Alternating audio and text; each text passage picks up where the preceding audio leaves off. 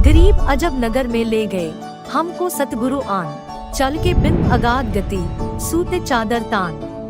जगत गुरु तत्वदर्शी संत रामपाल जी महाराज जी दी रहनुमाई हेठ 9, 10 ਅਤੇ 11 ਮਾਰਚ 2025 ਨੂੰ 3 ਰੋਜ਼ਾ ਵਿਸ਼ਾਲ ਸਮਾਗਮ ਦਾ ਆਯੋਜਨ ਕੀਤਾ ਜਾ ਰਿਹਾ ਹੈ, ਜਿਸ ਵਿੱਚ ਸੰਤ ਗਰੀਬ ਦਾਸ ਜੀ ਮਹਾਰਾਜ ਦੀ ਅੰਮ੍ਰਿਤ ਬਾਣੀ ਦਾ ਅਖੰਡ ਪਾਠ, ਸੰਤ ਰਾਮਪਾਲ ਜੀ ਮਹਾਰਾਜ ਦਾ ਵਿਸ਼ਾਲ ਸਤਸੰਗ, ਦਹੇਜ ਮੁਕਤ ਵਿਆਹ, ਵਿਸ਼ਾਲ ਭੰਡਾਰਾ ਅਤੇ ਅਨੋਖੀ ਅਧਿਆਤਮਿਕ ਪ੍ਰਦਰਸ਼ਨੀ, ਖੂਨਦਾਨ ਕੈਂਪ, ਮੁਫਤ ਅੱਖਾਂ ਅਤੇ ਦੰਦਾਂ ਦੇ ਕੈਂਪ ਆਦਿ ਦਾ ਆਯੋਜਨ ਕੀਤਾ ਜਾ ਰਿਹਾ ਹੈ। ਇਸ ਮਹਾ ਸਮਾਗਮ ਦਾ ਆਯੋਜਨ ਨੇਪਾਲ ਸਮੇਤ ਭਾਰਤ ਦੇ ਸਾਰੇ 11 ਸਤਲੋਕ ਆਸ਼ਰਮਾਂ ਵਿੱਚ ਕੀਤਾ ਜਾਵੇਗਾ। ਸਾਡੇ ਸਤਲੋਕ ਆਸ਼ਰਮਾਂ ਦਾ ਪਤਾ ਹੈ: ਸਤਲੋਕ ਆਸ਼ਰਮ ਸ਼੍ਰੀ ਤਨਾਨਾ ਧਾਮ, ਸੋਨੀਪਤ, ਹਰਿਆਣਾ।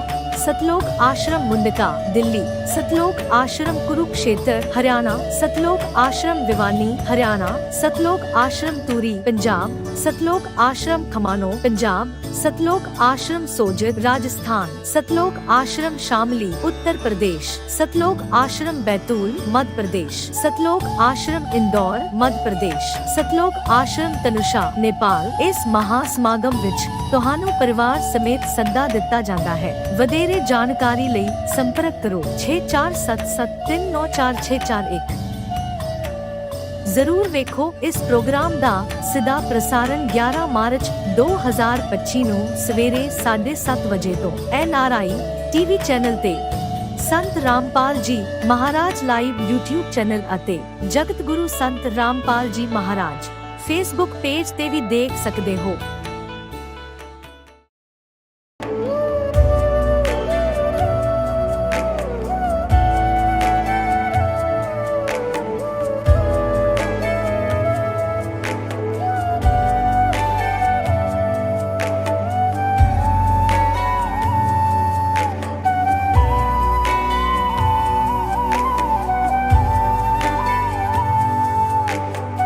प्रभु राम देव भगवान अल्लाह खुदा ईश आदि नाम एक ही शक्ति के हैं।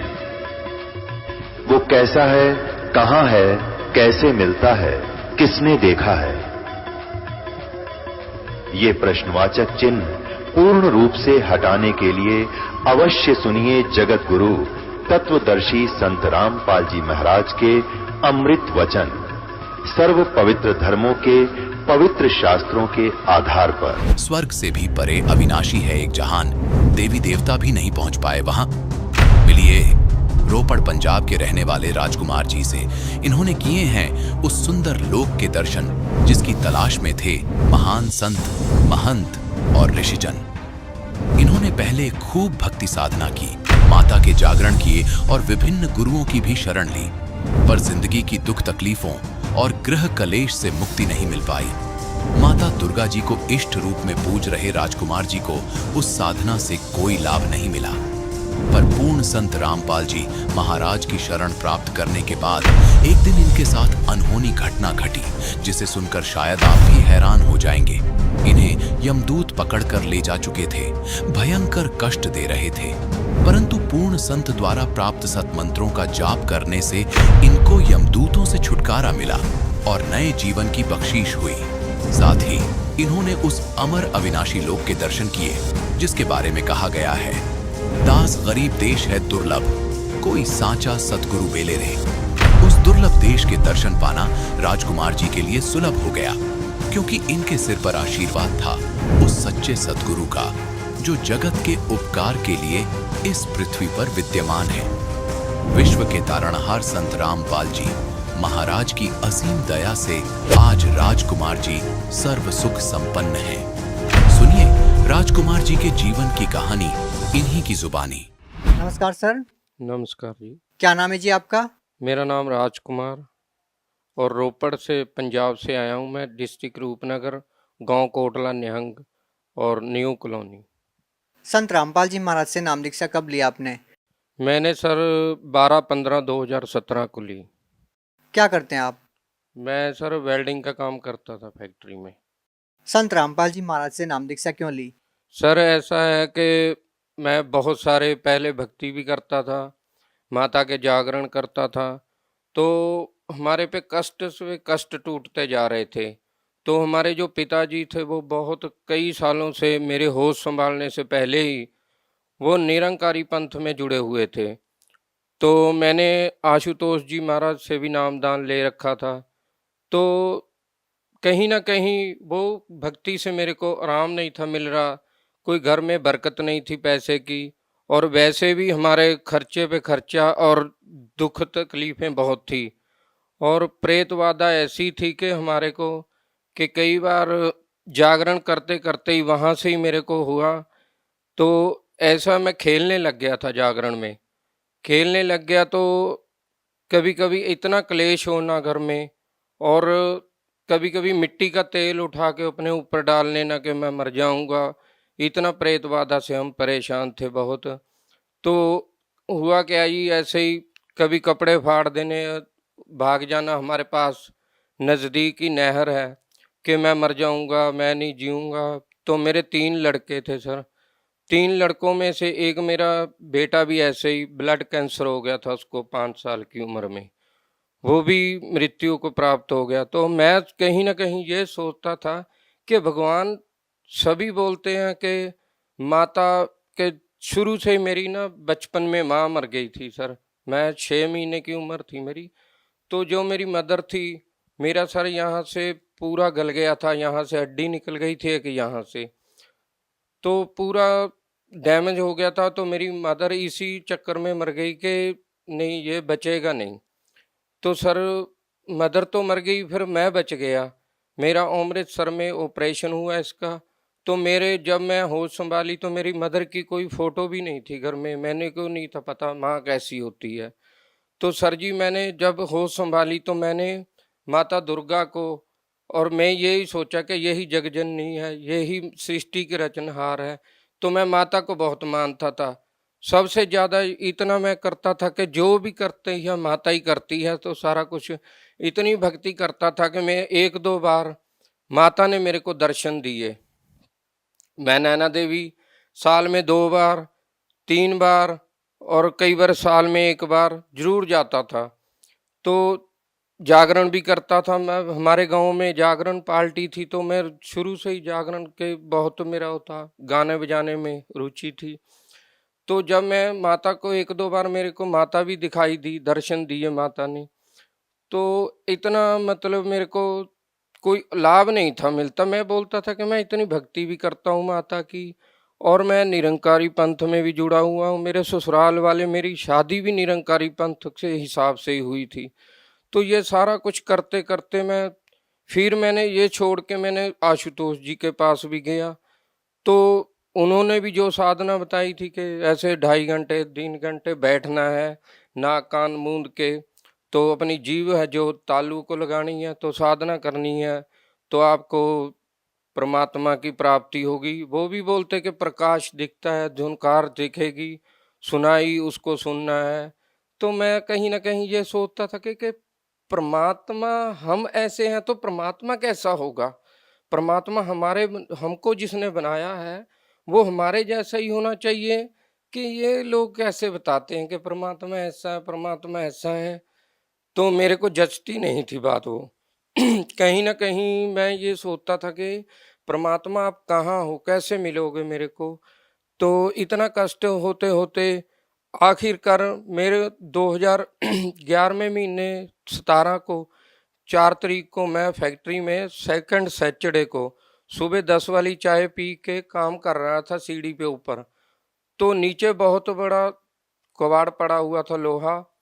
तो मैं ऊपर से गिर गया सर जी। मेरे को नहीं पता, मेरे ना महीने में 2 महीने में ऐसी चोट लगती थी कि बड़ी कसूती चोट लग जाती थी। बहुत देर बहुत चोटें भी लगती थी।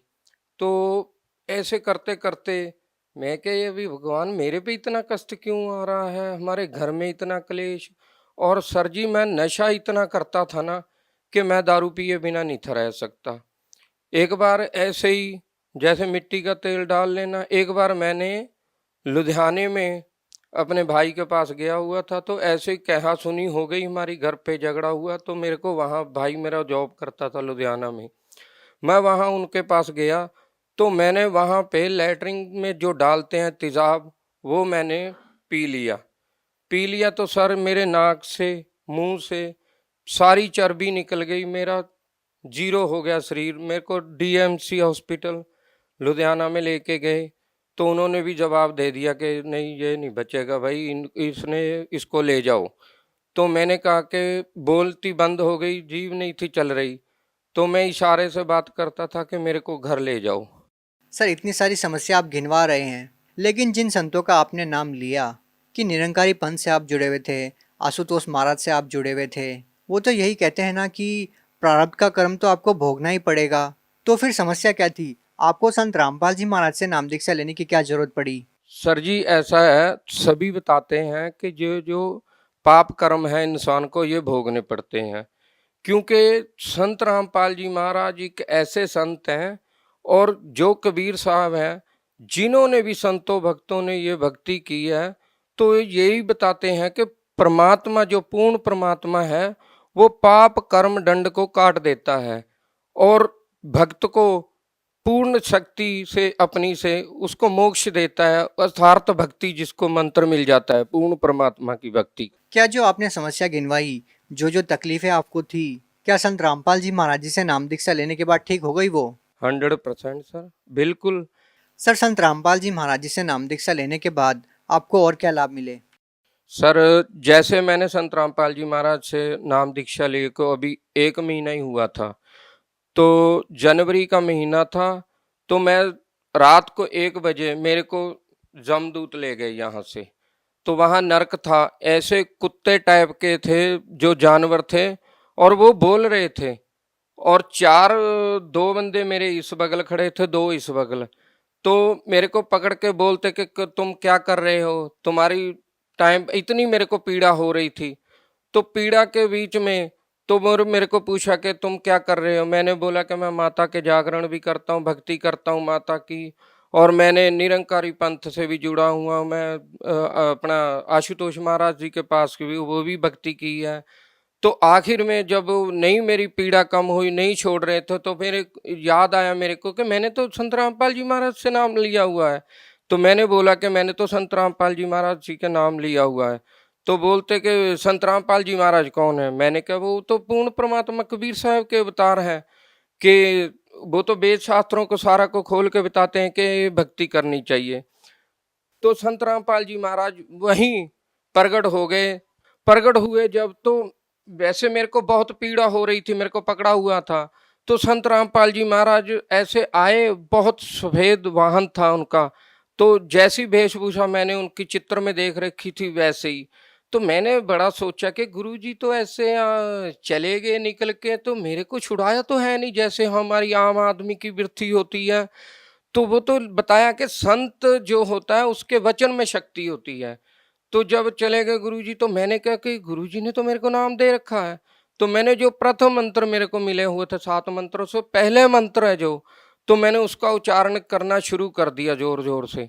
तो करने वो छोड़ के मेरे को ऐसे गिर गए, पासे हो गए मेरे से।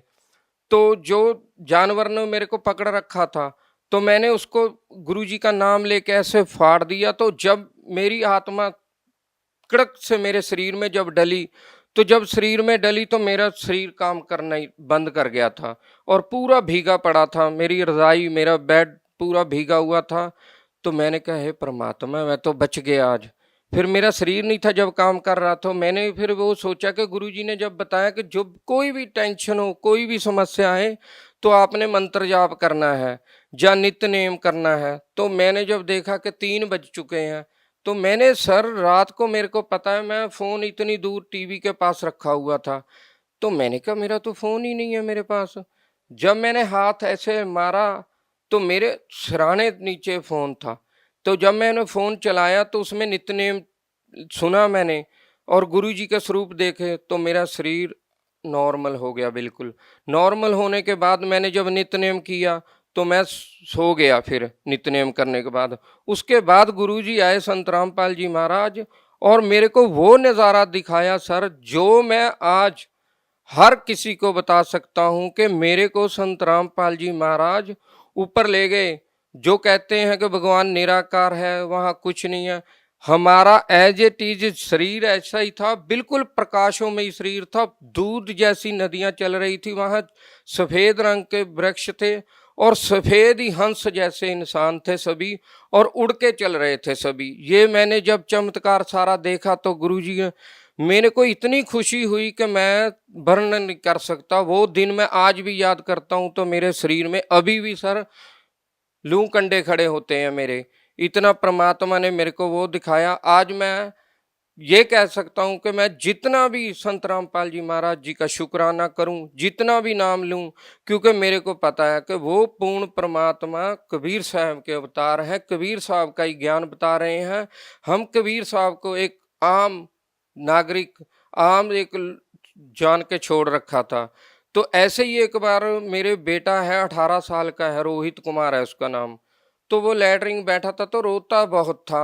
मेरे को मेरे घर वाली बोलने लगी कि ये इसको कोई तकलीफ है, इसको ले जाओ हॉस्पिटल दिखाओ। तो सर मैं उसको पूछा कि क्या बात है, कहता डैडी मेरे को लैटरिन नहीं आती है, मेरा बहुत बुरा हाल है। सर जी तो मैंने डॉक्टर को दिखाया तो डॉक्टर ने बोला कि इसको तो बवासीर है भाई। तो उन्होंने पर्ची पे दवाई लिखती 1300-1400 की, बोलते कि ये 10-15 दिन इसको दवाई खिलाओ, उसके बाद फिर देखेंगे क्या करना है। तो मैंने गुरुजी के सत्संग सुनता था कि गुरुजी ऐसे लाभ देते हैं सारा। तो सर जी मैंने संत रामपाल जी महाराज को जब प्रार्थना लगाई तो गुरुजी ने बोला कि परमात्मा दया करेंगे। तो वैसे जब बोला तो आहिस्ता आहिस्ता वो प्रॉब्लम पता ही नहीं कहाँ चल गई। आज बेटे को 1.5-2 साल हो गए हैं, कोई प्रॉब्लम ही नहीं, बिल्कुल सही है। पहले हमारी आर्थिक स्थिति नहीं थी ठीक, आज वो भी बहुत बढ़िया हो चुकी है। तो पहले हम साइकिल से तंग थे, आज परमात्मा ने हमको 2-2 मोटरसाइकिल दे रखे हैं। और परमात्मा आगे आगे भी, मेरे को इतना विश्वास है कि जो परमात्मा हमारे शरीर की बीमारियों को नाश कर सकता है, हमको सुख दे सकता, आगे हमको परमात्मा बहुत कुछ देंगे। और मेन हमको तो यही परमात्मा से चाहना है कि हम मोक्ष प्राप्त करें और हमारी भक्ति को सफल बना के हमको गुरुजी संत रामपाल जी महाराज सतलोक लेके जाएं। जब मैंने नामदान ले लिया था तो मेरे को उस टाइम भी ये लगता था कि मेरे को पीछे से कोई मार देगा, ऐसे बहुत देर ऐसे होता रहा, थोड़ा थोड़ा हल्का हल्का जैसे जैसे मैंने भक्ति प्रारंभ की, करता रहा भक्ति, तो आहिस्ता आहिस्ता वो जो भूत प्रात की बाधा थी वो अपने आप हट गई, मेरे पीछे हट गई। तो आज मैं बिल्कुल स्वस्थ हूँ, कोई मेरे को तकलीफ नहीं। पहले मेरा वजन 48, 49, 50 यहीं खड़ा था, आज मेरा 63-64 किलो वजन है। बिल्कुल मैं नशा नहीं कोई करता, सारे काम करता हूँ, मेहनत मजदूरी करता हूँ। कोई मैं ये भी नहीं, पहले मेरी आर्थिक स्थिति बहुत कमजोर थी, मेरे पास 2 पैसे नहीं थे जुड़ते। अच्छा एक बात बताइए, लोग बहुत सारे दुखी हैं, जैसे आप दुखी हैं, आपसे भी ज़्यादा लोग दुखी हैं और बहुत सारे कष्ट लोगों को हैं। वो चाहते हैं कि उनके कष्ट दूर हो जाए, वो नशा भी छोड़ दें। तो अगर वो संत रामपाल जी महाराज जी से नाम दीक्षा लेते हैं तो कितने दिन में उन लोगों की समस्या ठीक हो जाएगी? बिल्कुल सर, जैसे आपने बताया, जैसे ही नाम दीक्षा लेंगे संत रामपाल जी महाराज से, जैसे वो विधि बताएंगे वैसे विधि से करना है।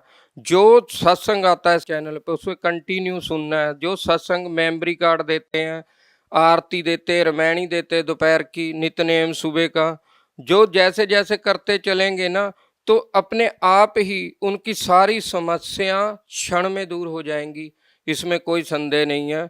जी धन्यवाद। सच है। अब जगत गुरु तत्वदर्शी संत रामपाल जी महाराज जी के सत्संग के माध्यम से उस अद्वितीय आध्यात्मिक ज्ञान के बारे में जानते हैं जिसके माध्यम से आप भी प्राप्त कर सकते हैं ऐसे आध्यात्मिक, मानसिक और भौतिक सुख जो अभी तक आपने सिर्फ मीराबाई, ध्रुव, प्रहलाद जैसे कुछ ही भक्तों की जीवन कथा में सुने होंगे। अब सुनिए तत्वदर्शी संत के संग शास्त्र अनुकूल भक्ति सत्संग, ऐसा अद्वितीय आध्यात्मिक ज्ञान जिसका है सर्वधर्मों के पवित्र शास्त्रों में प्रमाण। कहने का तात्पर्य है कि इस काल भगवान,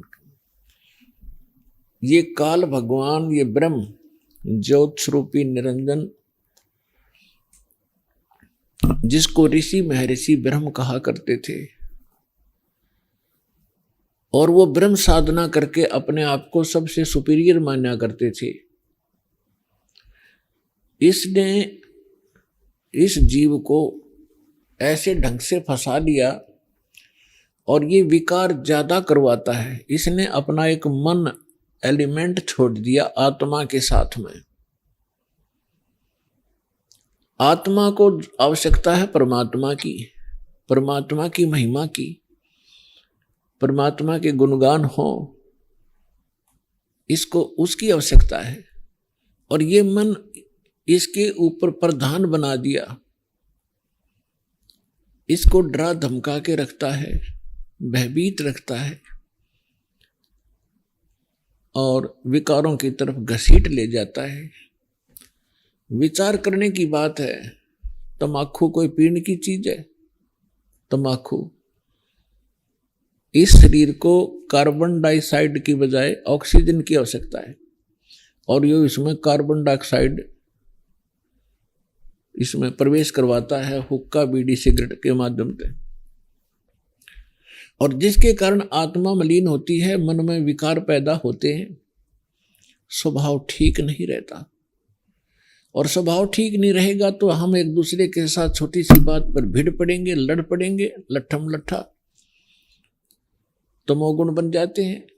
फिर शराब कोई पीने की चीज है जिसको पी के बेसुद्ध हो जावा इंसान, और मांस कोई खाने की वस्तु है। अब हम कितनी स्पीड से इन बुराइयों को ग्रहण कर रहे हैं। तो काल ये चाहता है कि ये आत्मा परमात्मा की है और ये हमारे साथ प्रतिशोध ले रहा है। इस नालायक ने गलती खुद करी और फिर गलती हमने करी कि हम इसके साथ आ गए, इसके ऊपर आसक्त होकर के। इसने वहां ऐसी गलती करी जो ऐसे सच्चे लोक में अलाउड नहीं। एक युवा लड़की के ऊपर बदनीयत की और जिसका दंड इसको मिला कि वहां से निष्कासित किया गया। हम इसके साथ पहले ही चिपक चुके थे तो हम भी यहां फंस गए। तो इसने गलती स्वयं की और अक्षुब्ध भगवान से हो गया। हम उसके बच्चे परमात्मा के इसके साथ आ गए। इसने हमारी वो दुर्गति कर रखी है जिस समय आपकी या भांग उतर जाएगी या काल की भांग, जिसको तुम एक श्रेष्ठ काम समझ रहे हो, कोठी बनाना, बंगले बनाना, ब्याह शादी में बकवाद करना, गोटी लगाना, और ये ज्ञान जब आपके हृदय में समाएगा तो पता चलेगा आपको आप कैसा जीवन जी रहे हो।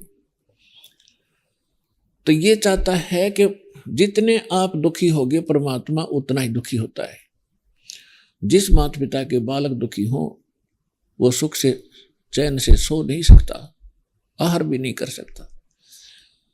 और उस परमात्मा के आप बच्चे हो, इसने क्या हालत कर रखी आपकी। किसी का कैंसर होगी, किसी का टांग टूट गई, किसी का आंख फूट गई, किसी को कोड लगा है, कोई वैसे मानसिक परेशानियां। फिर बाकी बच्चे हैं बकवादों पर लगा दिए, घुट्टी डालो, फिल्म देख लो, मांस खा लो, नरे कर्म बिगड़वाता आपके।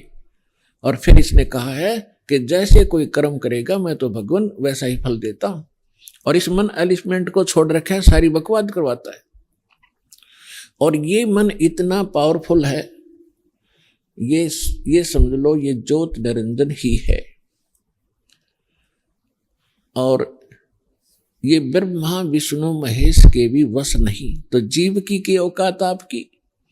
तो जब हम समर्थ की शरण में आते हैं फिर इसका प्रभाव हमसे हट जाता है और परमात्मा की भक्ति करने से आत्मा में शक्ति आती है। और फिर इस मन की वो बेमतलब की बकवादों को आत्मा रिजेक्ट कर देती है दृढ़ता के साथ। पहले ये दृढ़ता के साथ रिजेक्ट नहीं कर पाती क्योंकि इसको कोई सहारा नहीं मिलता। तो अब परमात्मा की भक्ति से आत्मा दृढ़ होती चली जाएगी, विकार छूटते चले जाएंगे और आपके अंदर एक विशेष विनम्रता और सद्भावना उत्पन्न होती चली जाएगी जो भक्त के लक्षण होते हैं। तो पुण्यात्माओं, सत्संग में वही पुण्यात्मा आती है जिनके बहुत ही जन्म जन्म के घने पुण्य आपके साथ है। इस काल भगवान ने ऐसी व्यवस्था कर रखी है, आजीवन मर जाता है 2 रोटी के लिए इस पेट के जोड़ जुगाड़ में। और 100 साल बर्बाद करके प्राणी चला जाता, ये पूरा नहीं होता। और परमात्मा अगर हमारे साथ हो जाए, परमात्मा ही हमारे साथ हो गया, तो फिर इस रोटी का रोड़ा नहीं रहेगा, ये 2 रोटी का झगड़ा या खत्म हो जाएगा आपका। और फिर संसार जो सुख है, शरीर में कष्ट है, आने वाले जो प्रारब्ध आपकी किस्मत के अंदर लिखे हुए जो आने हैं संकट, और वो भी टल जाएंगे। तो सौभाग्य आपका, आप सतलोक आश्रम बरवाला, जिला हिसार, हरियाणा में पहुंचे हो। ये कितने दयालु हैं भगवान आपके।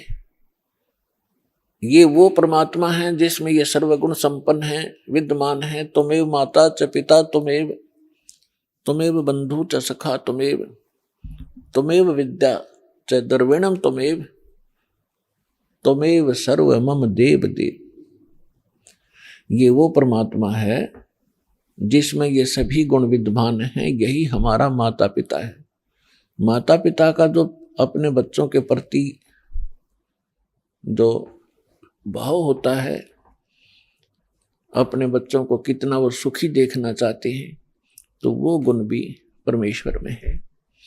बंधु यानी भाई और सखा यानी मित्र भी यही सच्चा है। विद्या, धन, ये सब कुछ परमात्मा के अधीन है। और इस परमात्मा से संपर्क होने के बाद ये समस्या खत्म हो जाएगी। आपको बुद्धि भी देगा, आपको यहाँ गुजारे लायक या माया भी देगा। अपने आत्माओं, हम अध्यात्म ज्ञान से हम पूर्ण रूप से अपरिचित थे। हम लोक वेद दंत कथा सुन सुनकर उसी पर आसक्त हो गए थे, उसी ज्ञान को अंतिम मान लिया था। जो भी जिस धर्म मजहब या ग्रुप या पंथ में जुड़ा है, और उसका एक बहुत बड़ा दायरा होता है, हम उस दायरे में रहकर केवल वही विचार विमर्श करते रहते हैं, उन्हीं परंपराओं का निर्वाह करते रहते हैं, जिस कारण से हमें कोई ऑब्जेक्शन नहीं होता कि जो हम कर रहे हैं ये गलत भी होगा। और गलत और ठीक का ज्ञान सत्संग से होता है। सत्संग स्वयं परमात्मा ही कर सकते हैं। 3 लोक और भवन चतुर्दश कोई नहीं सत्संगी। 3 लोक और भवन चतुर्दश कोई नहीं सत्संगी। गरीबदास जी ने कहा है कि 14 लोकों में और इन 3 लोकों में कोई भी सत्संगी नहीं है। सत्संगी मीन जिसको यथार्थ अध्यात्म ज्ञान हो, सच्चा ज्ञान हो। एक परमात्मा कबीर जी को छोड़कर उसने जो ज्ञान दिया उसके अतिरिक्त कोई सत्संग ही नहीं है। तो पुण्यात्मा, जो व्यक्ति प्रथम बार ये सुनता है कि किसी को भी ज्ञान नहीं, तो उसके यह बात गले उतरा को नहीं। कारण क्या है कि हमने अज्ञान सुन रखा है, ज्ञान कभी सुना ही नहीं। आपको बहुत बार सिद्ध किया है कि देवी पुराण के अंदर गीता प्रेस गोरखपुर से प्रकाशित 28 से लेकर 28-29 पृष्ठ पर स्पष्ट किया है। प्रथम स्कंद में व्यास जी पूछ रहे हैं नारद जी से। नारद जी बता रहे हैं कि व्यास जी पूछ रहे हैं नारद जी से कि किस भगवान की भक्ति करनी चाहिए, कौन सक्षम है, कौन समर्थ है। तो नारद जी कह रहे हैं कि एक समय मेरे पिता ब्रह्मा जी को यह देखकर बड़ा आश्चर्य हुआ कि भगवान विष्णु जी समाधि लगाए बैठे थे। ब्रह्मा जी ने पूछा कि हे देवेश्वर, सारी सृष्टि के पालक, आप किसकी भक्ति करते? तो विष्णु जी ने कहा कि मैं दुर्गा की भक्ति करता हूं, देवी की। अरे इससे ऊपर मैं किसी को भगवान नहीं मानता, मैंने पता ही नहीं। मेरे लिए ये फाइनल गॉड है देवी, मैं इसकी भक्ति करता हूं। फिर 7वें स्कंद में देवी 562 पृष्ठ पर हिमालय राजा को ज्ञान देते समय श्री देवी जी कहती है कि राजन तो और सब बातों को छोड़ दे, एक ब्रह्म की पूजा करो। ब्रह्म ज्योत निरंजन काल 21 ब्रह्मांड का जो मालिक है, उसका ओम नाम है। ओम नाम के जाप से तुम ब्रह्मलोक में चले जाओगे। वो ब्रह्मलोक में रहता है, वो ब्रह्म। गीता ज्ञान दाता ये ब्रह्म है, और श्री कृष्ण जी में प्रवेश करके ये गीता का ज्ञान दे रहा है। 8वें अध्याय के 13वें श्लोक में स्वयं कहता है, ओम इति एकाक्षरम ब्रह्म विहारण माम अनुसमरण ये परियाति तजन देहम सयाति परमाम गतिम। मुझ ब्रह्म का एक ओम मंत्र है, उच्चारण करके सिमरण करता हुआ ये परियाति तजन देहम, जो शरीर छोड़कर जाता है, सयाति परमाम गतिम, वो ओम से मिलने वाली परम गति को प्राप्त होता है। 8वें अध्याय के 16वें श्लोक में कहा कि ब्रह्मलोक में गए हुए प्राणी भी पुनरावृत्ति में उनकी जन्म मृत्यु होती है। गीता अध्याय नंबर 2 के श्लोक 12 में, गीता अध्याय नंबर 4 के श्लोक 5 और 9 में, गीता अध्याय नंबर 10 के श्लोक नंबर 2 में गीता ज्ञानदाता कहता है, अर्जुन तेरे और मेरे बहुत जन्म हो चुके, तू नहीं जानता, मैं जानता। इससे सिद्ध है कि ब्रह्म भी नाशवान है।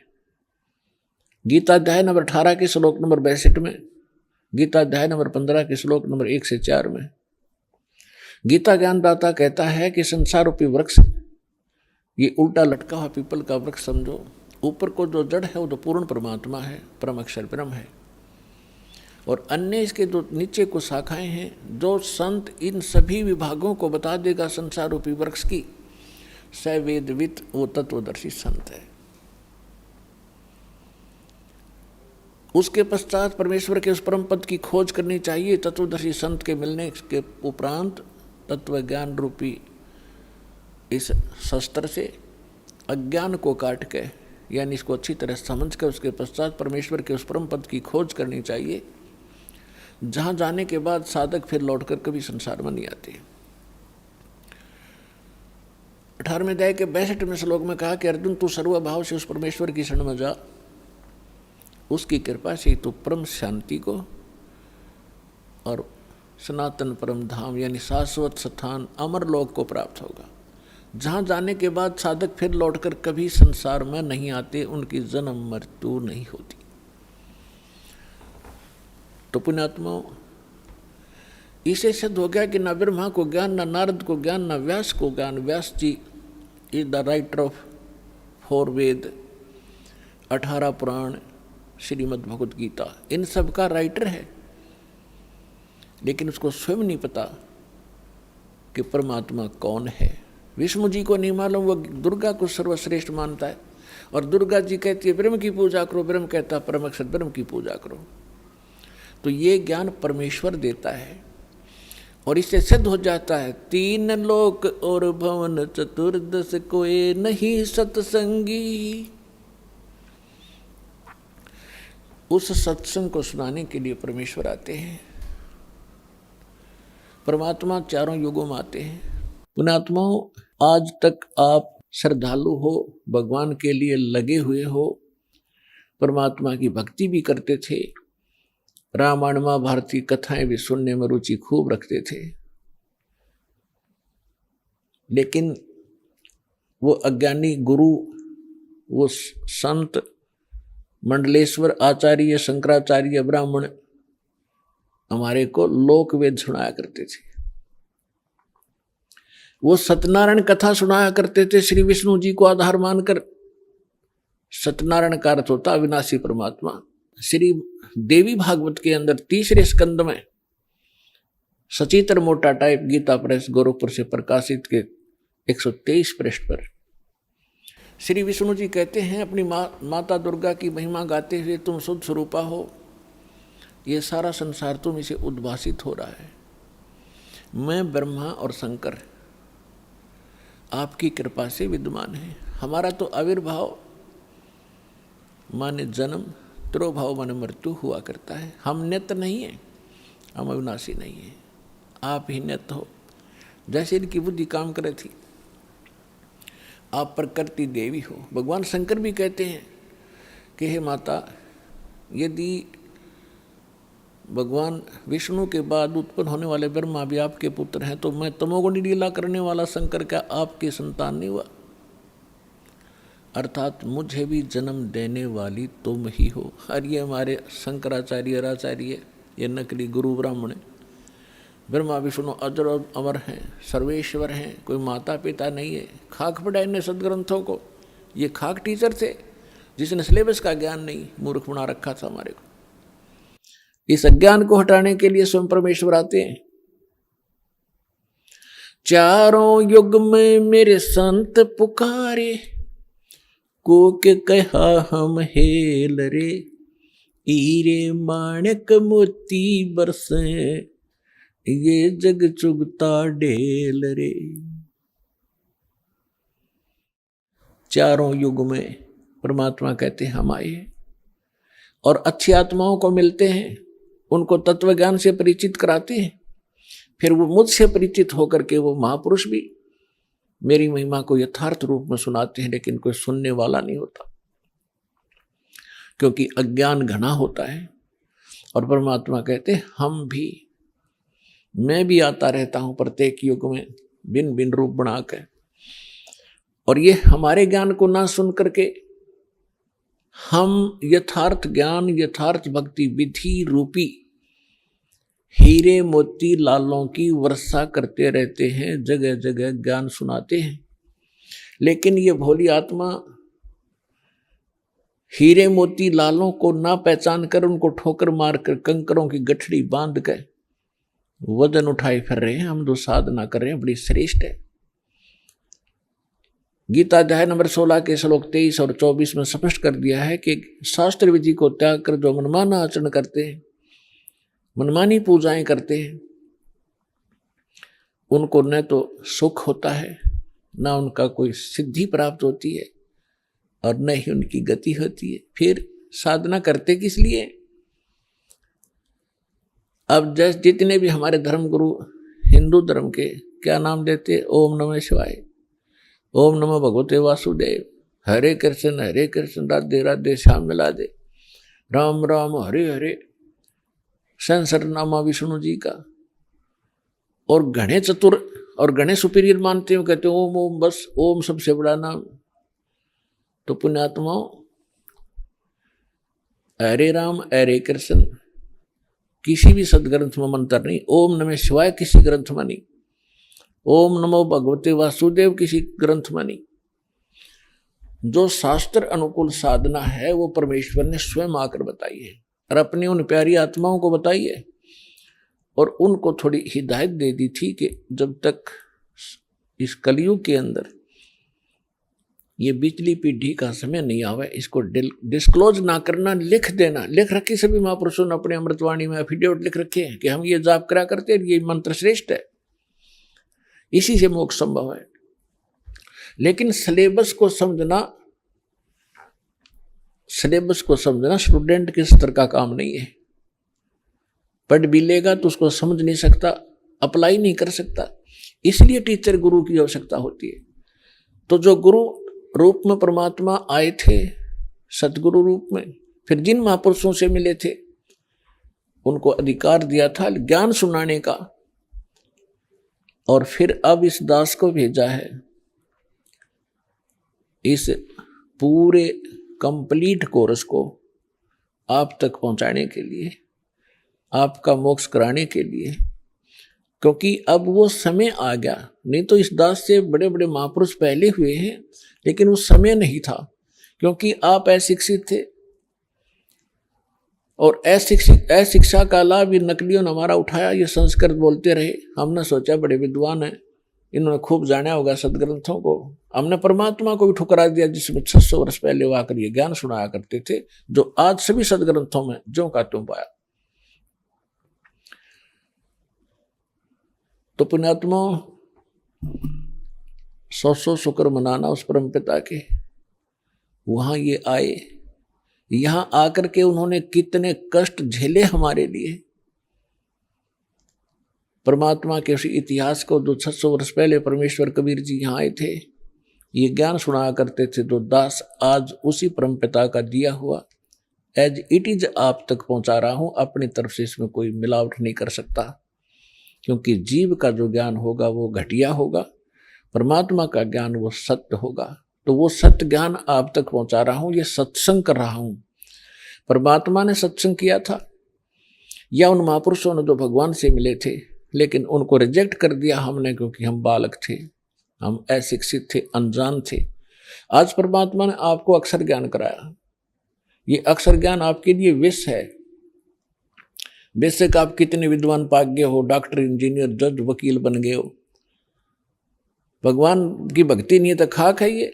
एक रोजी रोटी तो कहीं चला ले इंसान, कल मृत्यु होगी, गधा अपने कुत्ता अपने के खाज लग गए, और क्या खाओगे फिर? आपको केवल इस ही जीवन का ज्ञान है, आपको भविष्य का, आगे का नहीं। आगे के ज्ञान बिना ये खाक ज्ञान है फिर। तो ये ज्ञान देना जरूरी था। मालिक को मालूम था कि बिगड़ेंगे ये, अहंकार हो गया आपके अंदर, 2 कौड़ी का 2 छोटा सा पोस्ट मिल जाए, फूला नहीं समाता, और कल मृत्यु होकर गधा बन जाए, क्या क्या रे माटी होती है उसकी। तो और पहले आप देखो पिछले इतिहास उठा के, हमारे पूर्वजों के कितने विनम्र थे, कितनी दया थी उनके अंदर, कितने नेक विचार थे, और आज हम किस स्तर पर पहुंच चुके, इस विद्या की देन है। लेकिन मालिक को मालूम था कि मेरा ज्ञान ऐसा है, इनको फिर सेट कर देगा, लेकिन शिक्षा प्राप्त हुए बिना ये मुझे समझ नहीं सकते, इनका कभी कल्याण नहीं हो सकता। इसलिए आपको ये अक्षर ज्ञानदाता ने अनिवार्य समझा, तभी आप तक आने नहीं दिया, निश आग को आपके निकट नहीं आने दिया, 4 युग चले गए। अब इसका हम फायदा उठाएंगे। अब हम बकवादों में चल पड़े, टीवी देखते हैं, बेहुदे ढंग के कपड़े पहनते, बहन बेटियां भी, और इसको बड़ा विकास मानते हो, अच्छे घरों की लड़कियां हैं, ये खाक है। ऐसे कार्टून बनकर निकलती हैं घर से, लड़के भी लड़कियां भी। तो इस विद्या की देन है ये। अब इस ज्ञान से हमें पता चलेगा, लज्जा आया करेगी हमें ऐसे ऐसे बकवाद करने में, और हम भगवान भजेंगे और अपना कल्याण करवाएंगे। सतगुरु आए दया करी, ऐसे दीन दयाल, बंदी छोड़ व्रतास कहा, जठरगनी प्रतिपाल। सतगुरु आए दया करी, ऐसे दीन दयाल। होय होय, हम किसी भयंकर गलती करके आए सतलोक में, बड़ी थाली का ठोकर मार के आए हम, और आज हम एक टुकड़े के लिए कोई देश जाता है, कोई परदेश जाता है, उसके लिए गरीबदास साहिब जी कहते हैं, उत्तर दक्षिण पूर्व पश्चिम फिरदा दाणे दाणे नो, सर्व कला सतगुरु साहिब की, हरि आए हरियाणे नु।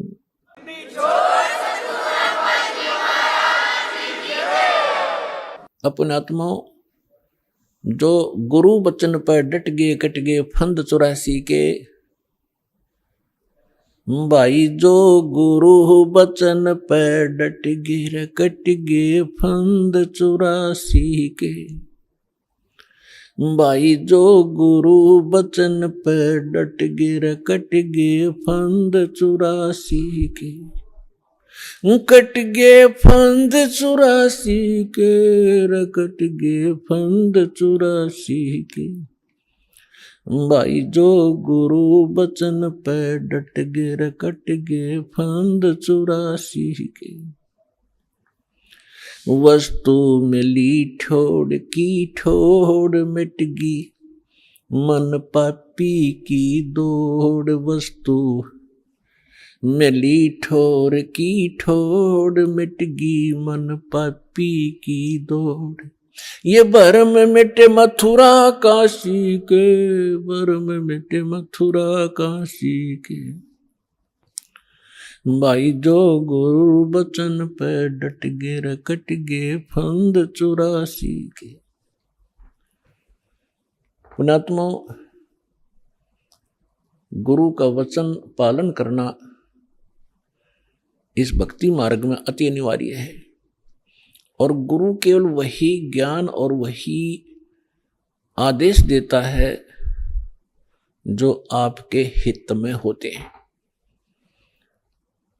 एक भक्त कह रहा था जी,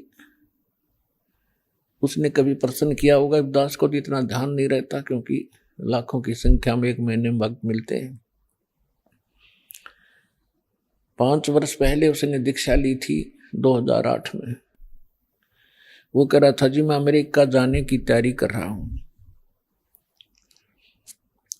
तो उसने अभी बताया, कहने लगे जी आप ये बोले कि भाई आड़े यही अमेरिका बना दूंगा जब तू विश्वास करेगा तो वो आज बता रहा था जी मुझे ऐसे दया कर दी दाता ने,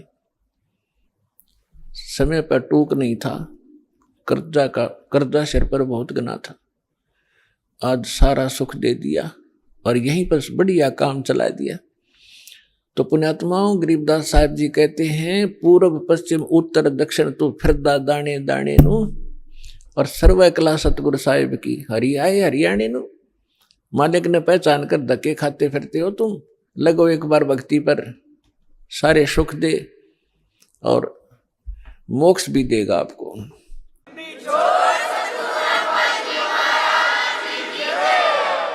पुण्यात्माओं, सबसे पहले हमने अपने लाल की परख करनी होगी कि जिस लाल को हम लिए फिरते हैं ये वास्तव में लाल है भी कि नहीं। तो उस परखने के लिए हमारे पास कुछ पैमाना होना चाहिए। तो पैमाना कौन सा होगा? सदग्रंथ प्लस में उन महापुरुषों का आंखों देखा एफिडेविट कि परमात्मा जिनको मिले। तो आज आपको एक झलक परमात्मा की सुनाएंगे।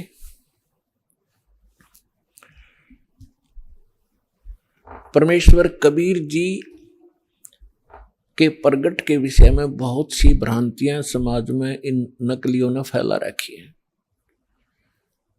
क्या फैला रखी है कि कबीर साहब किसी विधवा ब्राह्मणी के घर कोख से जन्म हुआ था, वो शर्म के मारे बाहर डाल आई।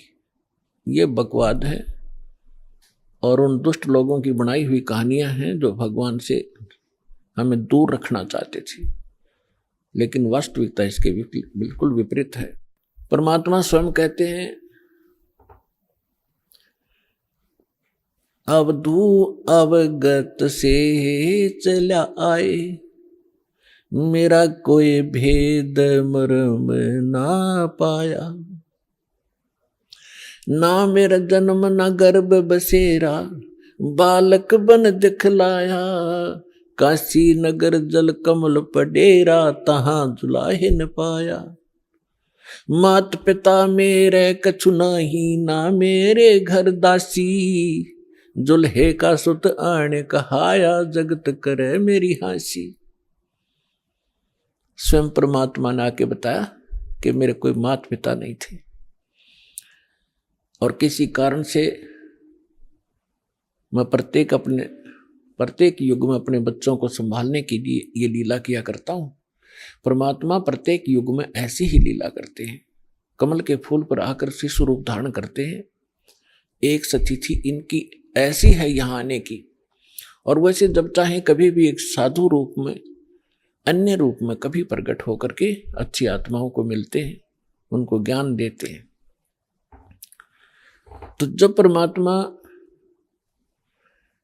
कलयुग में आए सन 1398 संवत 1455 ज्येष्ठ उत्तरते की पूर्णमासी, ज्येष्ठ सुधी पूर्णमासी को ब्रह्म मुहूर्त में, ब्रह्म मुहूर्त होता है सूर्य उदय होने से 1.5 घंटा पूर्व,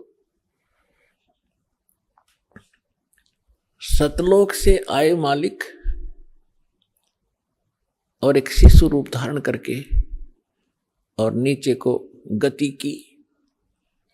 उस समय बनारस के अंदर, काशी के अंदर एक रामानंद नाम के बहुत बड़े विद्वान प्रसिद्ध थे। उनके विषय में माना जाता था कि इन्होंने 4 वेदों को, 18 पुराणों को, श्रीमद् भगवत गीता को ठीक ढंग से जाना है, जिस कारण से वो प्रचार किया करते थे। और उन्होंने 1400 ऋषि शिष्य बना रखे थे, जो उनके द्वारा बताए गए ज्ञान को आगे जनता में प्रचार किया करते थे। स्वामी रामानंद जी एक ब्राह्मण के अतिरिक्त अन्य किसी जाति मजहब वाले को अपना शिष्य नहीं बनाते थे। अन्य को वो एक हेय समझते थे, अपने से घटिया मानते थे। अब उन्होंने 1400 ऋषि पंडित शिष्य बना रखे थे। उनमें से एक अष्टानंद नाम के ऋषि थे, और वो प्रतिदिन एक लहर तारा नामक तालाब था, आज भी है, लेकिन अब तो वो सिर्फ एक यादगार रूप में ही रहा है। और उस लहर तारा तालाब, उसका नाम कैसे पड़ा? गंगा दरिया का जल वर्षा के दिनों में जब फुल स्विंग पर चलती है तो गौ घाटों के ऊपर से वो ओवरफ्लो होकर लहरों के द्वारा उछल उछल कर एक बहुत बड़ी झील में समा जाता था, भर जाता था। उसको लहर तारा नामक तालाब कहने लगे। अभी आपने सुने संत रामपाल जी महाराज के मंगल प्रवचन। आइए अब सुनते हैं संत रामपाल जी महाराज से नाम दीक्षा लेकर सतभक्ति करके अद्भुत लाभ प्राप्त करने वाले अनुयायी के विचार। दर्शकों, कहते हैं देश की युवा पीढ़ी ही देश का भविष्य होती है। जब युवा सशक्त और शिक्षित हो तो उनका यह मूल कर्तव्य बन जाता है कि वह समाज में सकारात्मक बदलाव लाएं और सत्य को जांच परख कर सही निर्णय लें। ऐसा ही एक शिक्षित युवा होने के नाते अपने जीवन में सही निर्णय लिया है फरीदाबाद हरियाणा के युवा शत्रुघ्न तेवतिया जी ने। पहले यह कोई भक्ति नहीं करते थे, या यूं कहें कि अन्य युवाओं की तरह नास्तिक की श्रेणी में थे, परंतु फिर इन्होंने अन्य युवाओं से हटकर शिक्षा का सही लाभ उठाते हुए धार्मिक सदग्रंथों को खंगाला और अध्यात्म की सही राह अपनाया। शत्रुघ्न जी ने संत की पहचान उसकी वेशभूषा और सुनी सुनाई बातों से न कर उनके सच्चे ज्ञान से की, और तत्वदर्शी संत रामपाल जी महाराज जी को गुरु बनाया, जिसके फलस्वरूप इन्हें शिक्षा का सही लाभ भी मिला, या यूं कहें परमात्मा की विशेष कृपा से इनके जीवन में चमत्कारिक लाभ भी आए।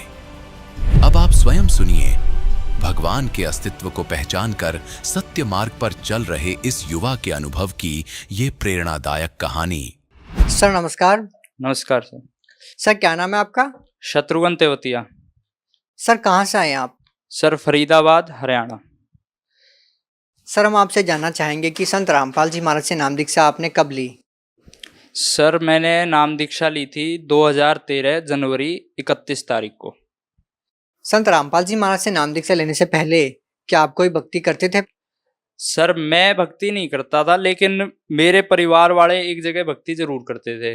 वो कोई संत उन्होंने बना रखे थे, गोपालानंद उनका नाम है।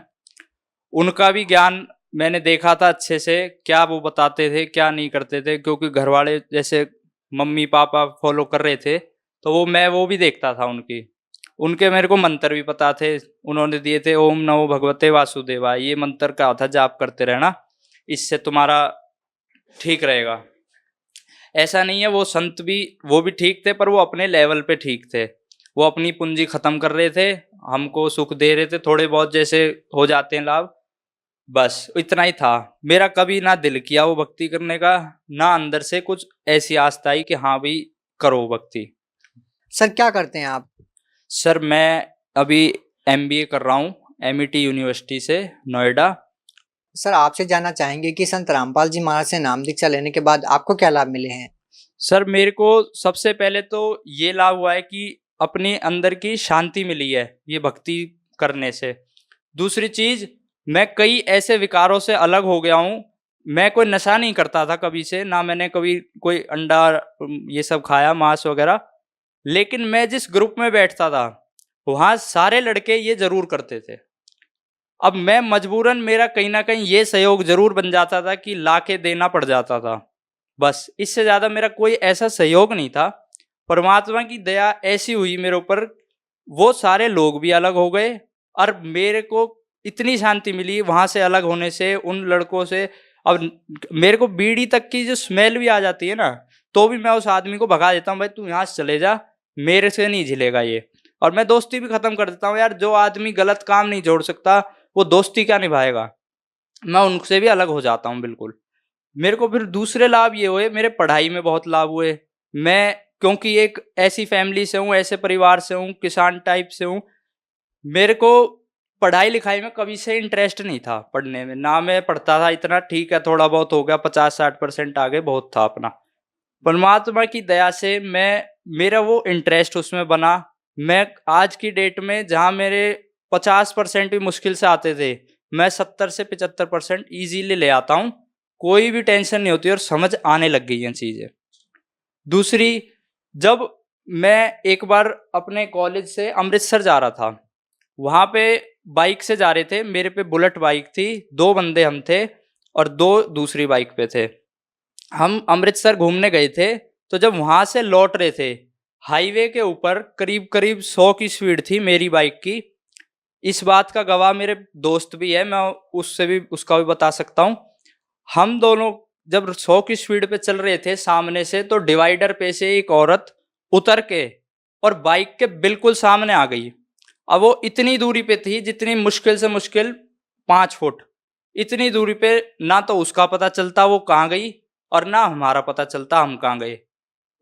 लेकिन परमात्मा की, संत रामपाल जी महाराज की इतनी दया हुई, उस लेडी में ऐसा धक्का मारा उन्होंने कि वो 3 फुट इस तरफ हो गई और मेरी बाइक उसके बिल्कुल छू के गई। यहाँ तक कि उस लेडी के बाल मेरे पीछे जो बैठा था लड़का, उसके मुंह पे भी लगे।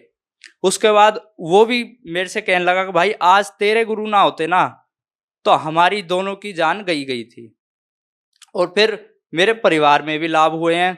जैसे मेरे मम्मी को हुआ एक, वो अपने घर पे अपने बरामदे में बैठी हुई थी, आगे से सामने वाले घर के आगे गाड़ी खड़ी हुई थी, सामने हमारे अड़ोसी पड़ोसी हैं जो उनका लड़का बैठा था, वो गाड़ी में गाने वाने सुन रहा था और उसने अपना वो और बिठा लिया जो सर्वेंट उनके घर पे काम करता है साइड में, उसने वो ड्राइवर सीट पे उसको बिठा लिया, खुद कंडक्टर पे बैठ गया। ठीक है, अब गाने सुनते सुनते उसने क्या किया, गाड़ी स्टार्ट थी, ताकि बैटरी ना खत्म हो गाड़ी स्टार्ट कर ली उसने। ठीक, उस जो सर्वेंट ने बैठा था उसको ना तो समझ आता गाड़ी कैसे चलाते हैं, ना उसको कुछ पता, उसका पैर रेस पे लगा और गाड़ी गियर में थी, गाड़ी पूरी ये लगा लो 180 डिग्री घूम के हमारे घर में घुसी। हमारा लोहे का गेट है इतना बड़ा, वो तोड़ दिया, वो अलग जाके गिरा और सीधी मम्मी के ही ऊपर आ रही थी। इस बात को सीसीटीवी में भी रिकॉर्डेड है हमारे वहां और कई लोग गवाह भी हैं। और मम्मी को ऐसा लगा जैसे किसी ने उठा के साइड में फेंक दिया है। वो पार्क में जाके गिरी और वो गाड़ी हमारे ड्राइंग रूम की दीवार तक को तोड़ चुकी थी, अंदर तक। ये तो एक परमात्मा ने बहुत बड़ा लाभ दिया वहां पे हमें। फिर मेरे पापा बाहर रहते हैं, बाहर जॉब करते हैं, वो वहीं पे नाइजीरिया में। उनको वो जिस अपार्टमेंट में रहते थे वो 3 स्टोरी अपार्टमेंट था, उसमें ऊपर वाला जो स्टोरी थी वो खाली पड़ी थी, उसमें कोई नहीं रहता था। नीचे वाले में पापा रहते थे अकेले और उनके जो 1-2 ड्राइवर वगैरह बस। वो जब नहाने के लिए अपने बाथरूम में गए थे तो वहां एक शावर वाला होता है छोटा सा, जिसको पकड़ के आदमी आराम से नहा लेता। उस शावर को उन्होंने पकड़ा था तो पता नहीं कहाँ से क्या ऊपर फॉल्ट था, जो वायरिंग में उस शावर में करंट आ गया था। परमात्मा ने ऐसी दया करी कि यहाँ से पकड़ लिया था हाथ किसी ने उनका, और उनको महसूस हो रहा है कि किसी ने हाथ टाइटली पकड़ रखा है। उसके बाद निशान तक रह गया था उनके, करंट सिर्फ और सिर्फ इतने हाथ में था, इससे आगे पूरी बॉडी में कोई करंट नहीं। उसके बाद उन्होंने लकड़ी का डंडा उठाया और उस शावर को छोड़ा और ये हाथ उनका अगले 1-2 घंटे तक काम भी नहीं किया था। ये तो उनको बहुत लाभ हुआ। ऐसी मेरी दादी हैं, वो उनको नाम उन्होंने भी ले रखा है, पर वो क्योंकि बहुत एज्ड हैं तो भूल जाती हैं वो कोई भी चीज़।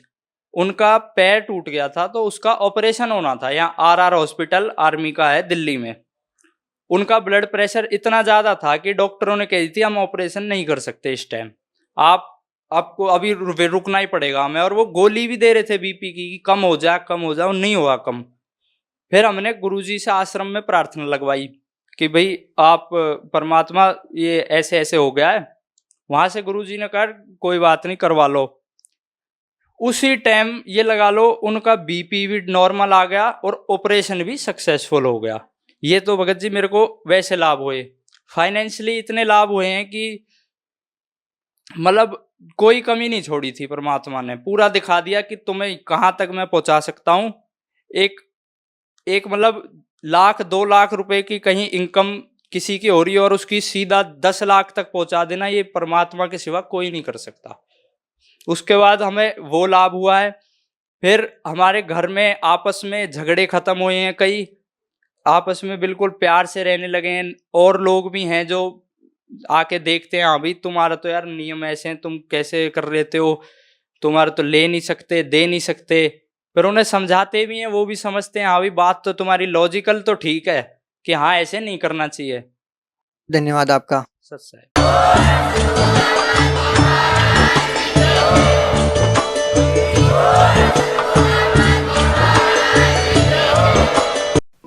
आप सुन रहे थे जगत गुरु तत्वदर्शी संत रामपाल जी महाराज के मंगल प्रवचन। अधिक जानकारी के लिए संपर्क करें।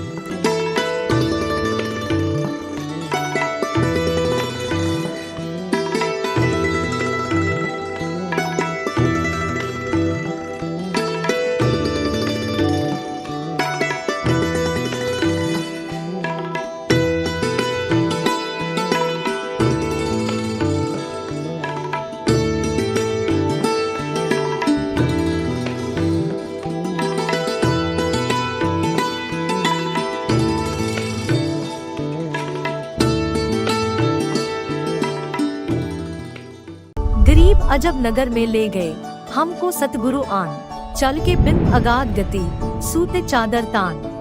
जगत गुरु तत्वदर्शी संत रामपाल जी महाराज जी ਦੀ ਰਹਿਨਮਾਈ ਹੇਠ 9, 10 ਅਤੇ 11 ਮਾਰਚ 2025 ਨੂੰ 3 ਰੋਜ਼ਾ ਵਿਸ਼ਾਲ ਸਮਾਗਮ ਦਾ ਆਯੋਜਨ ਕੀਤਾ ਜਾ ਰਿਹਾ ਹੈ, ਜਿਸ ਵਿੱਚ ਸੰਤ ਗਰੀਬ ਦਾਸ ਜੀ ਮਹਾਰਾਜ ਦੀ ਅੰਮ੍ਰਿਤ ਬਾਣੀ ਦਾ ਅਖੰਡ ਪਾਠ, ਸੰਤ ਰਾਮਪਾਲ ਜੀ ਮਹਾਰਾਜ ਦਾ ਵਿਸ਼ਾਲ ਸਤਸੰਗ, ਦਹੇਜ ਮੁਕਤ ਵਿਆਹ, ਵਿਸ਼ਾਲ ਭੰਡਾਰਾ ਅਤੇ ਅਨੋਖੀ ਅਧਿਆਤਮਿਕ ਪ੍ਰਦਰਸ਼ਨੀ, ਖੂਨਦਾਨ ਕੈਂਪ, ਮੁਫਤ ਅੱਖਾਂ ਅਤੇ ਦੰਦਾਂ ਦੇ ਕੈਂਪ ਆਦਿ ਦਾ ਆਯੋਜਨ ਕੀਤਾ ਜਾ ਰਿਹਾ ਹੈ। ਇਸ ਮਹਾ ਸਮਾਗਮ ਦਾ ਆਯੋਜਨ ਨੇਪਾਲ ਸਮੇਤ ਭਾਰਤ ਦੇ ਸਾਰੇ 11 ਸਤਲੋਕ ਆਸ਼ਰਮਾਂ ਵਿੱਚ ਕੀਤਾ ਜਾਵੇਗਾ। ਸਾਡੇ ਸਤਲੋਕ ਆਸ਼ਰਮਾਂ ਦਾ ਪਤਾ ਹੈ: सतलोक आश्रम श्री तनाना ताम, सोनीपत, हरियाणा।